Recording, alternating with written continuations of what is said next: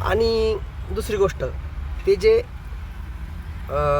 लोक आहेत तुमचे आमदार खासदार जे आता झालेले म्हणजे पहिले उमेदवार, हे कशामुळे गेले त्यांच्याकडं? तुमच्याकरता नाही गेलेले, त्यांच्या फायद्याकरता गेलेले. त्यांच्यावर ईडी सीडी मिडी काय जे असं टॅक्स हे लागल्यामुळं त्यांच्याकडे गेले. तर तुम्ही काय गेले त्यांच्या मागं? काहीच कळत नाही राव. बरं तुम्ही गेले ते गेले, तुम्हाला त्यांची साथ बी नाही. बरं आपलं भलं काय आणि बुरं काय ज्याला कळत नाही तो माणूसच नाही. तुम्हाला तुमचं मतलब पण कळणार, आपण कोणासंग राहिलं पाहिजे.